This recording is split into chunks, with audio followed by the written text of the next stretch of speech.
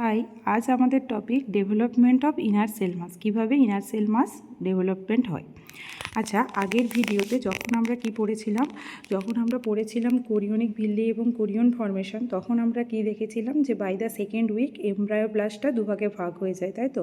দিয়ে সেটা কি করে, বাইল্যামিনার এমব্রায়ো ডিস্ক একটা ফর্মেশন করে, যেটা এগেন ব্লাস্টোসিস্টকে ইন্টারনালি কভার করে দুটো ক্যাভিটি ফর্ম করে। একটাকে বলে অ্যামনিওটিক ক্যাভিটি, আর একটা হচ্ছে প্রাইমারি ইয়ক স্যাক, তাই তো। এটা দেখেছিলাম। আবার দেখেছিলাম যে প্রাইমারি ইয়ক স্যাক কী করবে, বাইস দ্য সেকেন্ড উইক রিলিজ করবে ফিউ টাইপস অফ সেলস, যেটাকে এক্সট্রা এমব্রায়োনিক মেসোডাম বলে। আর এক্সট্রা এমব্রায়োনিক মেসোডাম থেকে কী ফর্মেশন হয়, এক্সট্রা এমব্রায়োনিক ক্যাভিটি ফর্মেশন হয়, তাই তো। ঠিক এইটাতে, এই পিকচারটাতে আমরা ঠিক সেম জিনিসটাই পড়বো, একটু পিকচারাইজ করে পড়বো আর কি। দেখো, এই পিকচারটাতে দেখা যাচ্ছে এই জায়গাটাকে কি বলা হচ্ছে, এক্সট্রা এমব্রায়োনিক সিলোম বলেছে। সিলোম মানে কি, ক্যাভিটি, যেটা কি না এক্সট্রা এমব্রায়োনিক সেল দ্বারা তৈরি। এটা হচ্ছে কি এক্সট্রা এমব্রায়োনিক সিলোম। এখানে কি রয়েছে, প্রাইমারি ইয়ক স্যাক রয়েছে। এখানে কি রয়েছে, এখানে রয়েছে সেকেন্ডারি ইয়ক স্যাক। এটা কি সেকেন্ডারি ইয়ক স্যাক, ঠিক আছে। আর এইটা হচ্ছে কি বডি স্টক। বডি স্টক মানে যেখান থেকে কি ফর্মেশন হয়, যেখান থেকে আম্বেলিকাল কর্ড ফর্মেশন হয় ফিটাসের। এবার আমরা আজকে তিনটে জিনিস নতুন পড়বো, যেটা হচ্ছে যে germ cell layers. Germ cell layers কার, human body germ cell layers, মানে সেলের যে জার্ম সেলের যে লেয়ার, যেটাকে কি বলবো, এই বাইরের লেয়ারটাকে বলা হবে একটোডাম, এই মাঝের লেয়ারটাকে বলা হবে মেসোডাম, আর ভেতরের লেয়ারটাকে কি বলা হবে এন্ডোডাম। এই তিনটে লেয়ারও তার সাথে সাথে কি হয়, ফর্মেশন হয়। একটোডাম বললাম, একটোডাম, মেসোডাম এবং এন্ডোডাম, এই তিনটে লেয়ারও তার সাথে সাথে কী হবে, ফর্মেশন হবে, ঠিক আছে। এবারে এই জার্ম সেল লেয়ার্সের কাজ কি সেটা চলো দেখি। জার্ম সেল লেয়ারের কাজ হলো কি, ফিটাসের বডির বিভিন্ন পার্টগুলোকে কি করা, ফর্ম করা। এবারে কী কী ফর্ম হয় দেখো, ফ্রম একটোডাম। একটোডাম থেকে কি ফর্মেশন হয়, এপিডার্মিস ফর্মেশন হয় এবং নার্ভাস সিস্টেম ফর্মেশন হয়। মেসোডাম থেকে কি ফর্মেশন হয়, মাসেল ফর্মেশন হয়, স্কেলিটাল সিস্টেম ফর্মেশন হয়, কানেকটিভ টিস্যু ফর্মেশন হয়। এন্ডোডাম থেকে কি ফর্মেশন হয়, জিআইটি ফর্মেশন হয়, রেসপিরেটরি ট্র্যাক্ট ফর্মেশন হয়, এন্ডোক্রাইন গ্ল্যান্ডস ফর্মেশন হয়, অডিটরি সিস্টেম ফর্মেশন হয় এবং ইউরিনারি সিস্টেম ফর্মেশন হয়। বোঝা গেল। তাহলে জার্ম সেল মানে একটোডাম, মেসোডাম এবং এন্ডোডাম থেকে এই বডি পার্টসগুলো ফিটাসের ফর্মেশন হয়। যেটা কার সাথে সাথে হয়, যেটা হচ্ছে যে তোমার এক্সট্রা এমব্রায়োনিক ক্যাভিটি ফর্মেশনের সাথে সাথে শুরু হয়।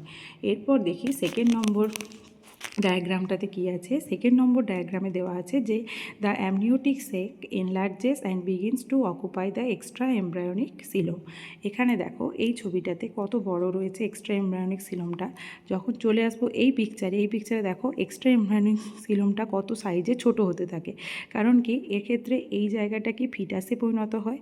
এক্ষেত্রে কোনটা ফিটাস বলো তো, এই পার্টটা হচ্ছে ফিটাস।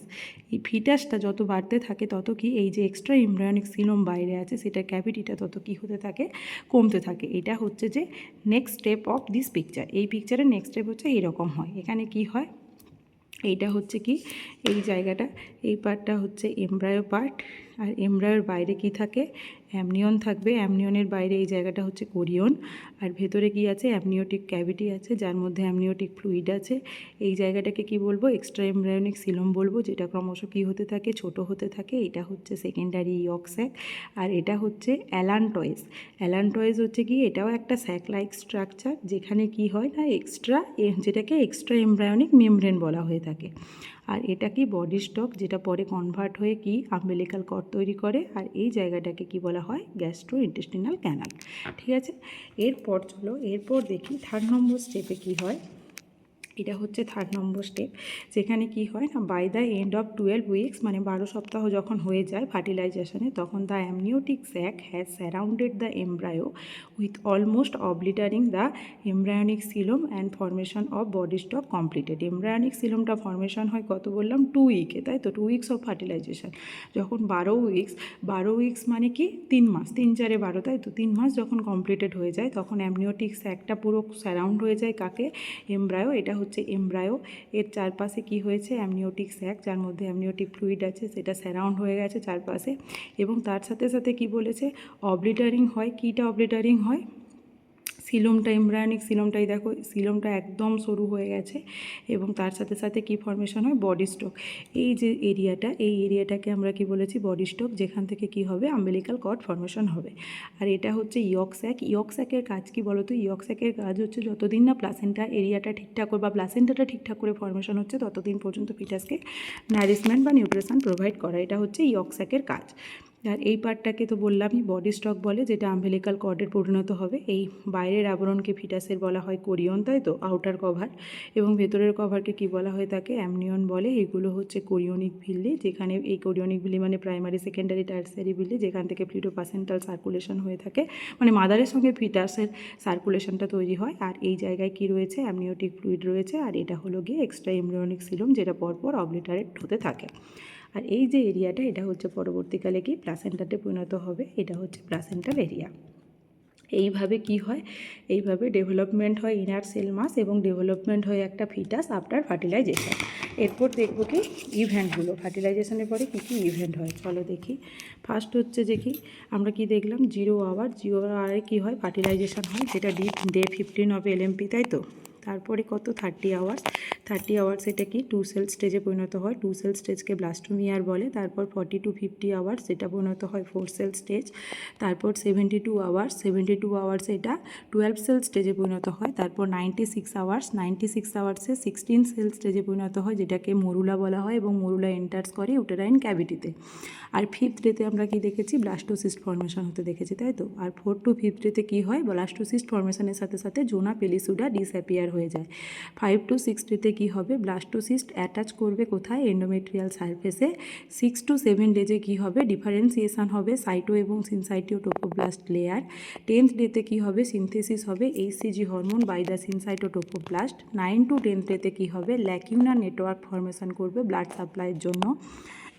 10 থেকে 11 ডেতে কী হবে না, টোপোপ্লাস্ট ইনভেড এন্ডোমেট্রিয়াল সাইনোসয়েডস এবং এস্টাবলিশিং ইউটেরোপ্লাসেন্টাল সার্কুলেশন। আর 2nd নম্বরে কী বলেছে, interstitial implantation completed with entire decidual coverage. 13 ডেতে দেখেছি আমরা কি ফর্মেশন হয়, প্রাইমারি ভিল্লি ফর্মেশন হয়। 16 ডেতে সেকেন্ডারি ভিল্লি ফর্মেশন হবে। 21st ডেতে টার্সিয়ারি ভিল্লি ফর্মেশন হবে।